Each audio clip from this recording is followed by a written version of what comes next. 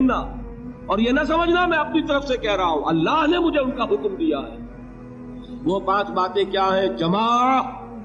جماعت کی شکل میں رہو، سمع و طاعت، سنو اور اطاعت کرو، ہجرت و جہاد بالجماعت والسمع والطاعت والہجرت والجہاد فی سبیل اللہ۔ 5 باتیں۔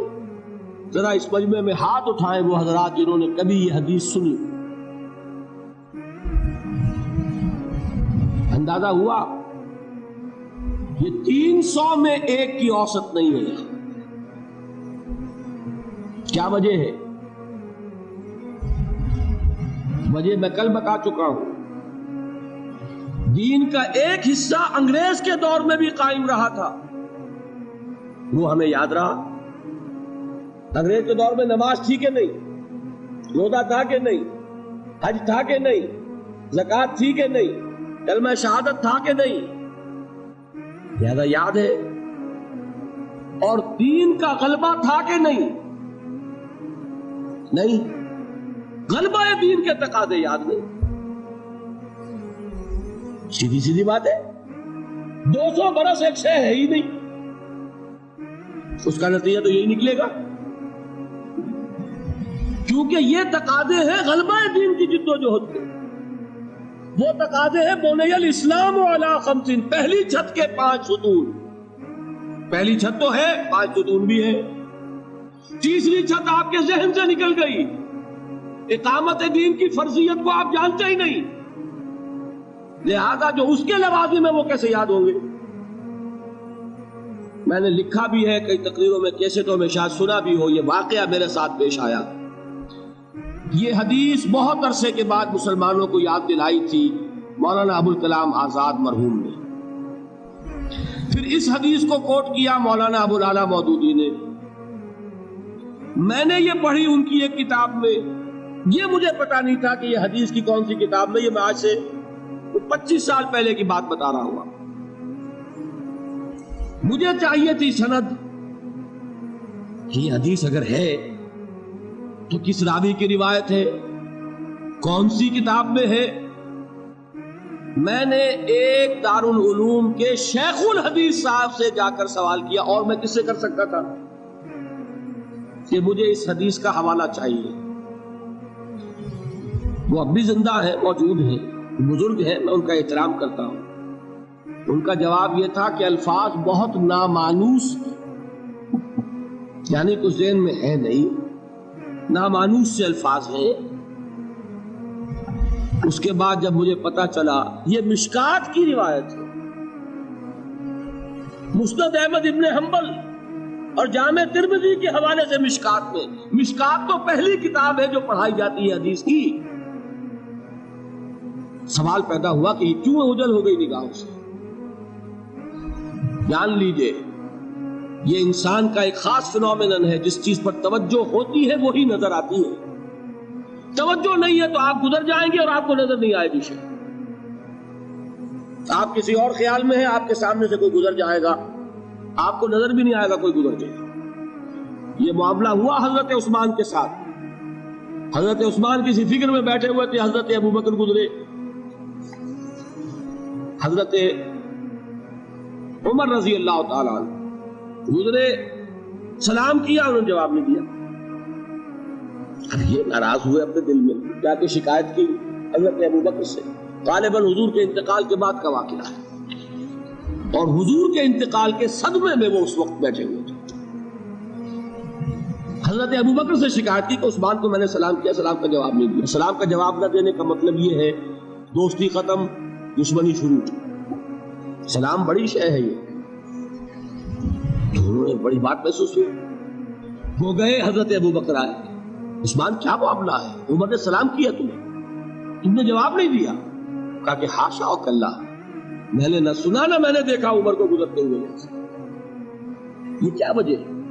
اس لیے کہ توجہ اس وقت کسی اور چیز پر تھی، آنکھیں کھلی ہیں لیکن آدمی نظر نہیں آتا۔ سمجھو، آپ پڑھتے چلے جائیں گے، ہو سکتا ہے کہ کوئی چیز جو ہے 10 دفعہ آپ کی نگاہوں سے گزری ہو، آپ نے پڑھی نہیں۔ یہ معاملہ ہے، چونکہ یہ چیز ذہنوں سے اوجھل ہو چکی، کہ دین کو قائم کرنا بھی فرض ہے، لہذا جو اس کے تقاضے ہیں وہ ذہن ان کو قبول ہی نہیں کرتا، الفاظ پڑھ لیتے ہیں مفہوم کی طرف توجہ نہیں ہوتی۔ یہ تقاضے اقامت دین کے بالجماعت والسمع والطاعت والہجرت والجہاد فی سبیل، جماعت لازم، جماعت بھی ڈھیلی ڈھالی نہیں، چار آنے کی ممبری والی نہیں، بلکہ بڑی مضبوط جماعت، ڈسپلن جماعت، سم و طاعت والی جماعت، لسن اینڈ اوبے۔ یہ ہم نے پڑھی تھی 10ویں جماعت میں، ایک نظم آپ نے بھی پڑھی ہوگی، charge of the light brigade. ایک لائٹ بریگیڈ رسالہ ہے، اسے حملے کا حکم دے دیا ہے کمانڈر نے، وہ 600 افراد تھے اس دستے میں۔ ایک شخص یہ سوچ رہا ہے someone has blundered،